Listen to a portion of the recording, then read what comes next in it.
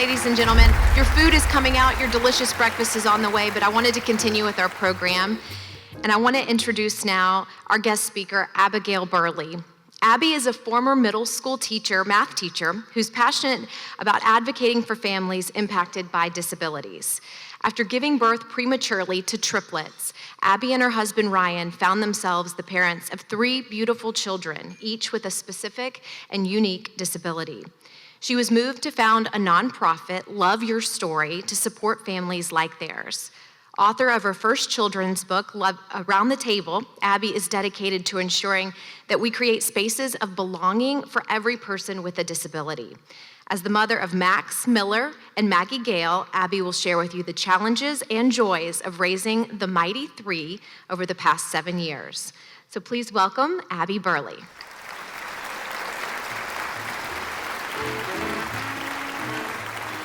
Hi, good morning. My name is Abby Burley, and Katie, thank you for that very well-rounded introduction. It is true, I used to be a middle school math teacher, and that's all you need to know. But in 2017, my husband Ryan and I gave birth to triplets. I'll take a pause. At the Northeast Georgia Medical Center in Gainesville, Georgia. The triplets were born at 24 weeks gestation, each of them weighing just over a pound. You can imagine statistically we were given 0 hope for life, much less quality of life in the sense of medical terms. We spent the first 5.5 months in the Northeast Georgia NICU as a family. Somebody asked me sitting at our table, what did you do? What do you do? I used to be a math teacher. I am now a full-time caregiver. It's a direction I did not see myself heading in. For those who know me really well, I am very driven. I'm a person that I can carry a lot.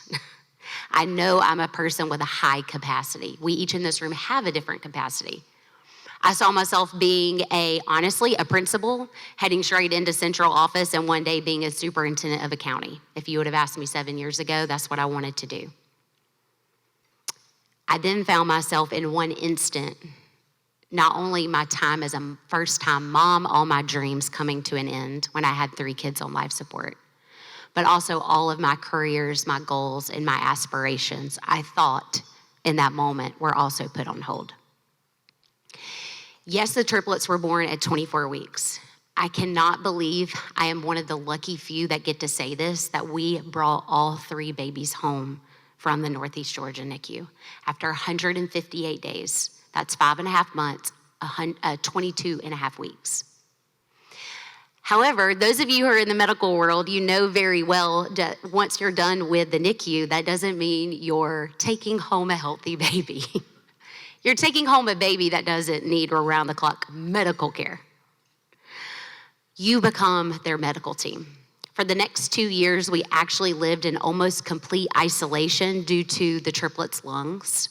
It was in the next 2 years that we actually spent more time at Choa Scottish Rite than we spent in our own home between the 3 kids and their lungs and what they required. When they turned 2.5 was when we started noticing that we were probably also dealing with lifelong disabilities with all 3 of the kids. We were such in a fight or flight mode for the first 2.5 years that all we could do is honestly keep them alive.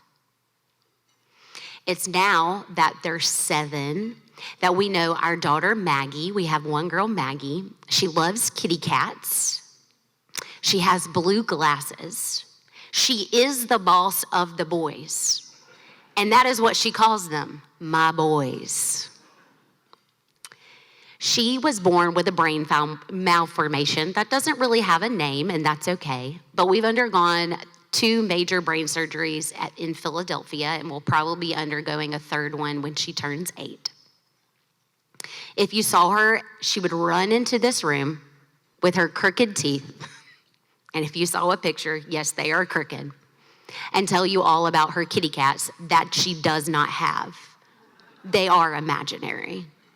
I cannot keep one other thing alive. Our baby B, our sweet baby Max, has really kind of had the most difficult journey up to this point out of the mighty three. And at 48 hours of life, he suffered from a grade 4 bilateral brain bleed, which many of you know in this room typically leads to a cerebral palsy diagnosis. It affects all 4 of his limbs. We have had, at this point, the healthiest season we've had with him, a lot due to the airway clearance, all the shaky vests, and all the BiPAP and oxygen at home you can think of. But he is currently in the 1st grade. He's obsessed with wherever Eli is. I was telling him this. Our son Max is obsessed with orange Jeep trucks. He thinks he's getting one when he turns 16. He is not, unless one of you are paying for it, okay? If you are, find me out back. He loves cars.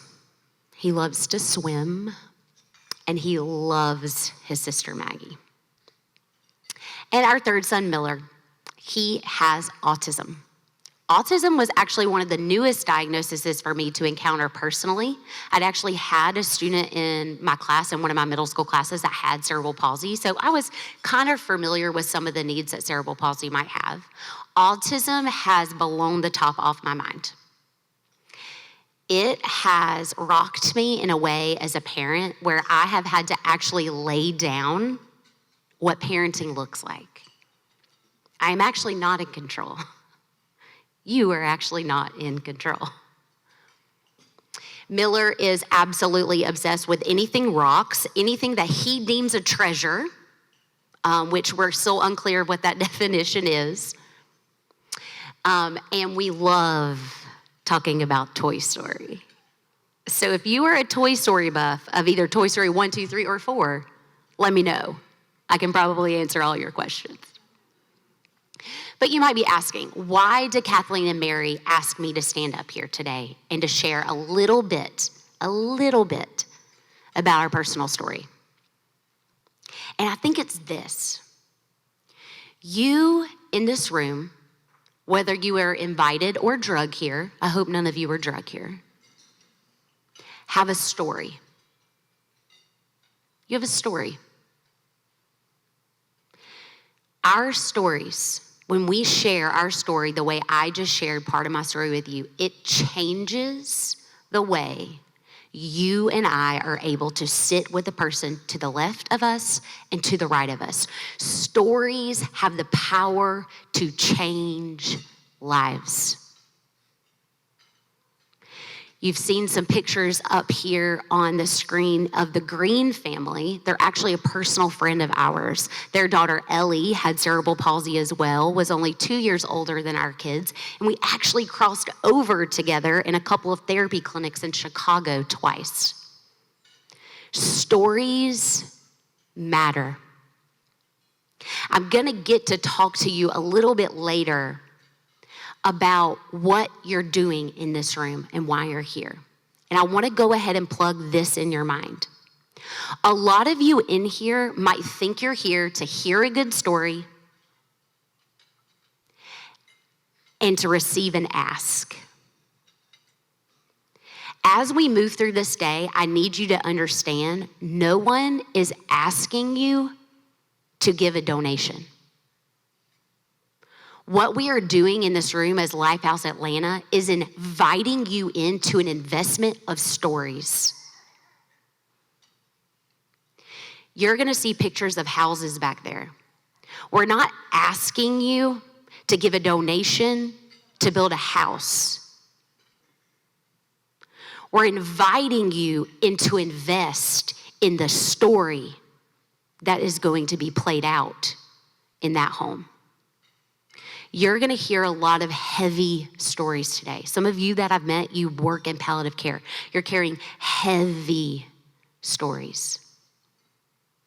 It is our job as a neighbor in this room to help shoulder those stories.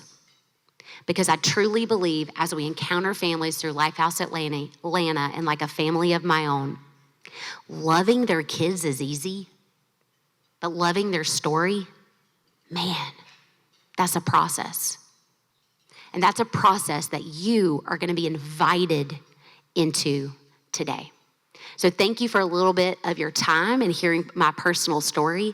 I'm going to pass it off and we're going to get to continue eating. And I'll see you in a little bit for us to talk more about that invitation to invest.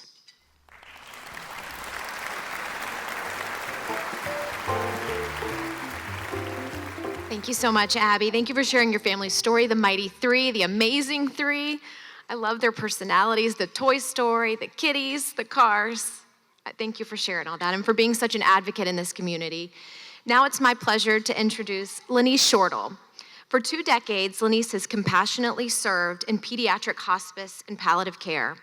A personal experience with bereavement in her early childhood laid the groundwork for Lanice's calling to provide grief management expertise to domestic and international MD residency and fellowship programs. Lanice serves on the faculty of the Elizabeth Kubler-Ross Foundation, and in this role, she travels around the world and works with different cultures on ways to infuse ancient wisdom into modern training programs. A board member of Lifehouse Atlanta since 2020, Lanice is a strong advocate for Georgia's children facing life-limiting illnesses, as well as their families. She's poised to meet the urgent need for grief support during pediatric hospice and afterwards. She's also dedicated to creating connections between families experiencing community isolation due to the around-the-clock caregiving for children with complex medical conditions. To share some of Lanice's own words, which I love Lanice, she said, "Lifehouse Atlanta is an answered prayer of many and will have a generational impact on our community," a generational impact. Please help me welcome Lanice Shortle.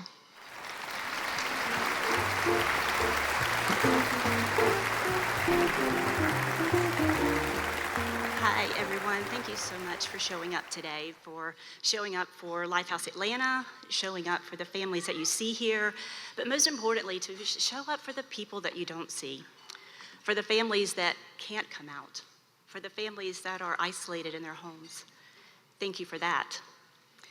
Thank you so much for the introduction. And like you guys have mentioned, I've been on the board here at Lifehouse Atlanta for 4 years. I love this work. I love the community that we're building and how we're caring for the unseen here in Atlanta.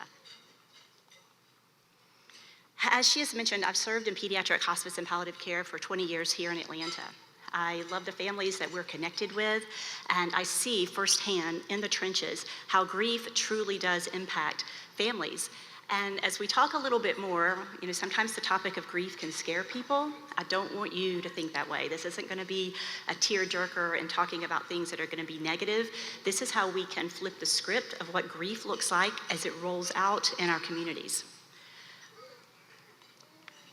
So we're going to talk a little bit today about some objectives that I really want you to take hold of. Carry these topics with you, not just today, but into the communities to continue this conversation and to invest in the stories. So when does grief begin? Let's hold on to that thought for a second. We're going to talk about what psychoneuroimmunology is. It's a new field of science. Globally, we're doing studies all the way from Nepal to Timor-Leste to Chetsi Bedavuchi to Prague, all around the world to see the impact, the health impact of parents that are kept in isolation, caring for children that have medical complexities, keeping them in isolation and away from their community. We're going to talk a little bit about operational allostatic overload and the impact on primary caregivers, the true health impact, and that without support, what we're looking at is a public health concern, not just here in Atlanta, but globally.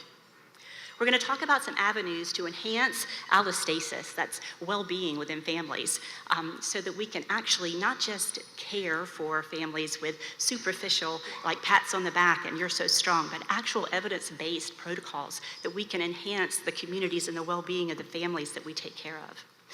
And we're going to talk a lot about how Lifehouse Atlanta is going to install. This is the how Lifehouse Atlanta can install these resources to the families, to our neighbors, to the people next door that we see every day. So let's talk about when grief begins. Oftentimes, there's a misconception that grief begins when a child dies. We know more and more with research that that's not true. Grief begins at diagnosis. When a family is in a physician's office, and many of you physicians here have been the ones that have carried out that news, When a diagnosis is made to a family that a child is going to have profound medical complexities, lifelong complexities, there's something that happens within the body of those parents, those primary caregivers. There's the psychophysiology around that impacts wellness from that moment on. Psychoneuroimmunology, it's a relatively new way of science that we're understanding and that we're studying, but it's actually focused on the interactions between that physiological process, that fear that comes onto families when a physician walks in and says your child has profound neurological difficulties that are going to really limit that life expectancy of the child. And what happens with this psychoneuroimmunology is that it elevates risk for cardiovascular disease, inflammation processes, even some kinds of cancers. What we're learning now and what we're studying again globally is that when we install resources for grief at diagnosis, we can actually offset this public health concern that we're seeing unfold all around the world. Grief essentially disrupts homeostasis. And homeostasis, like we all know, that's the status of well-being. That's how we grow, that's how we thrive when we're in this place. But when you have grief and this impact of these stress hormones, this fight and flight that Abby talked about, this fight for survival, when parents go to war every single day to try to keep their kids alive with their symptoms managed, that has impact on the primary caregivers and the siblings within the home. So this is kind of like a little bit of a science class too. Let me see here. So allostasis, or an automatic allostatic response to stressors. This is what happens naturally when, let's say, a stress event happens to your body and something comes on to that. We all have internal resources, a community around us, that when you have a stress response here, you have things that kind of bring that response down. When you have a stress response in the body, there's a cascade of chemicals that kind of unfolds within the body that increases inflammation, that creates constriction within the body. And with inflammation being the basis of disease, that's where we start to worry about our families. So right here, this little blue line right here is the homeostasis. We want our families to be in that long term. We want to give them resources to allow them to be able to have support to when there's a stress response, such as conversations, added diagnosis, a hospital event. We want them to have resources that when that stress response comes, that it can naturally come back down, restoring our families to health. These are primary caregivers and siblings. When we talk about grief and grief beginning at diagnosis, you're going to see some things that manifest within the bodies of families that you know. Maybe even if you've got a child with a chronic illness, a life-limiting illness, you're feeling these responses yourself. But manifestations of grief include insomnia, GI disturbances, disordered eating, addiction sometimes as a coping mechanism. And again, there's no judgment in any of this. This is just what we're seeing in the global picture, what's trending. Diminished immune response.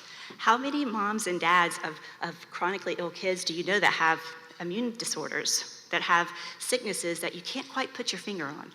That they've got fibromyalgia, disease processes that really don't make a lot of sense. This is what we're seeing, again, globally on the trend. Anger, depression. Why is that? Because they're isolated. They don't have a lot of community connection. And this is not just a global issue, and that's what I want to kind of bring this back to. This is happening in our neighborhood, here in Atlanta. With a little bit of intro here is, what I love about Atlanta too is that we serve the most spiritually and culturally diverse square mile in our country here in Atlanta. So we've got families from all over the world. And the beautiful thing that around Lifehouse Atlanta and what we're talking about here is that there's so many things that divide us in our world, things that separate us and make us against each other, but grief is something that is uniting. The response to grief, we all understand it, we can feel it, and we understand it. And so all of these manifestations of grief are what we see globally. Anger, depression, pain, just chronic pain with unknown etiology, that's like there's just no cause. And diminished executive functioning, all impacting the caregiver's quality of life. So allostasis is what we wish for everyone to experience, especially the moms and the dads and the siblings that we take care of. And allostasis is just that natural, acquired adaptation to acute stress. We are created to have that adaptation so that the stress response is actually very small, very even-keeled. It comes back down, restoring cellular structures to homeostasis and health. What happens with the moms and the dads and the grandmas and the grandpas and the siblings that we work with is that they have these extended responses to stress, something called operational allostatic overload. And you can see that right here. So again, this is homeostasis. This is where we want the physiological responses for caregivers to be. But then when you have that stress event of a diagnosis where grief begins in a family structure, and then you add in the 24-hour care demands, you add the isolation, you have that less connection to community. This is how we end up with operational allostatic overload, where these stress chemicals that are naturally responsive in the body to stress events, they stay chronically elevated. And what happens is those stress chemicals wear down our organs, our cells, our tissues, causing inflammation and disease. And that's what we're learning about now, is that we're not just here to talk about the fun things and for you guys to go away and not remember what's going on here in Atlanta. We're talking about a public health concern that's happening to the families in our community every single day. Today, yesterday, years on out. There's a family here today, guys, that they went over a decade, the husband and the wife, that never went out on a date because they had to take care of their child. They were tag teaming for over a decade. This is real life stuff, real life stuff. And this is why we're calling you into this story. So operational allostatic overload, and you're gonna hear more and more about this as the research comes on and this global study that the Elizabeth Kubler-Ross Foundation is backing. It's serious, it is serious. Operational allostatic overload is chronic unattended grief stress. These families are alone, they don't have support. Lack of emotional mobilization, loneliness. I don't know if you guys have heard about the global loneliness epidemic. Again, it's real. The CDC is saying now that loneliness is equivalent to smoking 15 cigarettes a day. 15 cigarettes a day. Think about the inflammation in your body that happens just with that. Poor community connection. Like they're isolated in their homes, they can't get out. They don't go on dates. They can't go out with the other siblings. This chronic isolation founds that inflammation that's really impacting health long term. Inflammation due to the ongoing exposure of cells and organs to the acidic survival hormones erode health and wellness. You can see emotional shutdown in these families. I see it every day. You can almost see it physically. Like when a family is at a point where they just can't take anymore, when it's been 2, 3, 5, 14 years of weighing down, with these families carrying this weight, you can almost see the body start to collapse on the weight of their shoulder. It's like, I just can't even breathe. I have no hope. I have no connection. There's no one out there that validates me or understands me. We're setting these families up for disease, for unwellness. So where does Lifehouse Atlanta come in all this? It seems very overwhelming, right? Like, how can we, as a community here in Atlanta, how can we change this dynamic, this public health concern that's unraveling all around us and people just aren't talking about it? Well, we install a respite home. We install a community where families can connect with each other. We install a community where people can validate each other. We have support groups. We have people that listen, and we have a place for families to get out and be a family. Come to the aquarium, for moms and dads to go on dates, to really create that sense of community that, again, research is showing us actually diminishes the stress response in the body, elevates the community connection, and stronger families make for stronger communities. My heart here in Atlanta is that we connect these families, not just to each other, but all of us, that we lock arms, we stand around these high-risk people groups in our community, our neighbors, and we show them that they are not unseen, that they have a voice, and that we understand. You know, here in Atlanta, guys, we have some of the most amazing physicians in the world. People come from all around the world to see the physicians. It's the care of the kids that is just amazing. We're so lucky. But now it's time to say, okay, who's gonna care for the families? Who cares for the moms and the dads and the siblings? Did we just continue to ignore them? To push them off to the side, out of sight, out of mind? I say no. I say no. I thank you for coming today. I thank you for locking arms with us as we build this community, as we grow stronger, and as we reach out to the community that has been unseen for far too long in Atlanta. Thank you.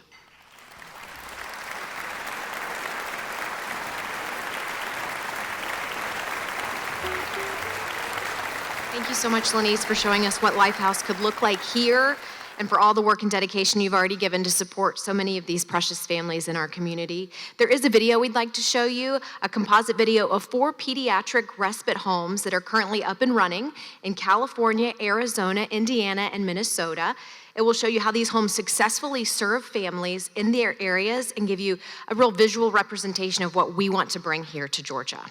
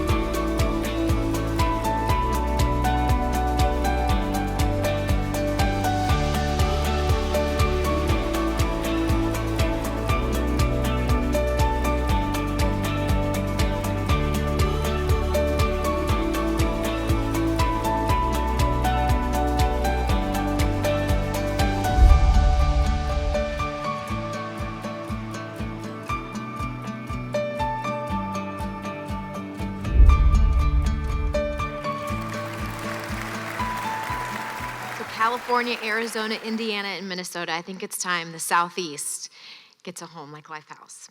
We want to recognize the videographer, Maxwell Bentley, for his excellent work in that video. It really gives us all such a visual representation of what we can expect here with a pediatric respite home. Now I'd like to ask Abby to come back up. She's got a special ask for everyone here today. Hey, I'm Abby. I'm coming back up here. I left with you a thought in your mind of I'm not up here to ask you for money, and I'm not up here to ask you for a donation for Lifehouse Atlanta. I'm giving you an invitation to invest. An invitation to invest in saving a family unit. Yes, it might look like Lifehouse Atlanta is building a house. What they are doing is saving families. What they are doing is resurrecting marriages.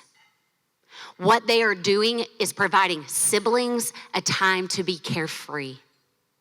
I hope you notice in all of those videos the joy on every child's face. A little bit about my personal story as being a caregiver and why Lifehouse needs your investment. When the triplets were 4 years old, we found ourselves in the longest PICU stay we had had as a family up to that point at Choa Scottish Rite. All three were in the PICU in different rooms. It was over Christmas, and we were already heading into day 40 with one of our kids.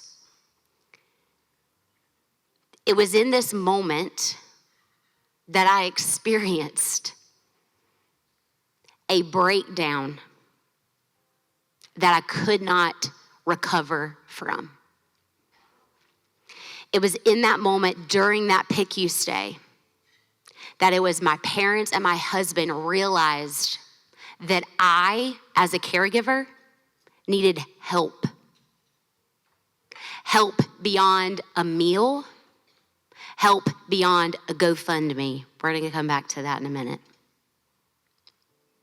I actually needed care for myself as a caregiver.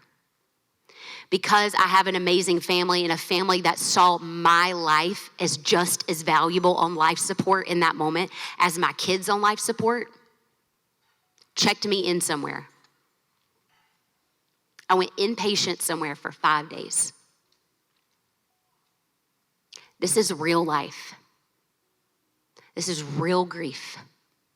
You might see me standing up here on stage and sharing our stories. And her story is amazing, and I'm learning to love it a little more every day. But I need you to know I have been on life support myself.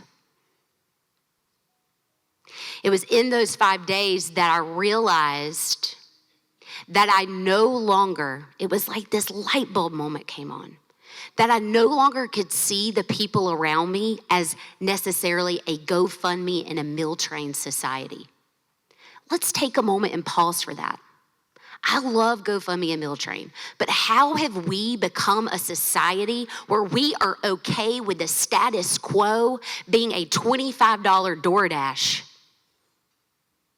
and a GoFundMe that's gonna go away in 3 months? That is an issue as a society. That is not an investment, that's an ask. I'm not asking you to do anything today. I'm inviting you in to a lifelong change.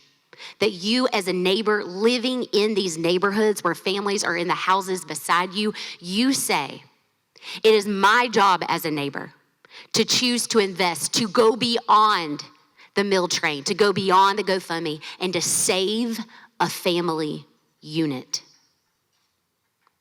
I want to be a person, I want to be a neighbor that values their story just as much as I value my story. Because I truly believe that when we create space for one family to belong, we're actually making it easier for all families to belong. So this is where I finally invite you to invest. Lifehouse Atlanta is seeking $1 million investment. A $1 million investment to move towards having a lifeline for families. This is not a meal train. This is not a GoFundMe. This is an investment in saving a family. If you look in your brochure today on the table, I invite you to open it up. There are 2 main ways that you can give to Lifehouse Atlanta. They have made it very easy. Number 1, the good old trusted giving online. It's safe and secure because guess what? Somebody's already stole your number anyway. But all jokes aside, there are several ways to give online. You can give in a lump sum, which means a one-time gift. A one-time gift, or you can give monthly, which we like to call recurring. Set it and forget about it.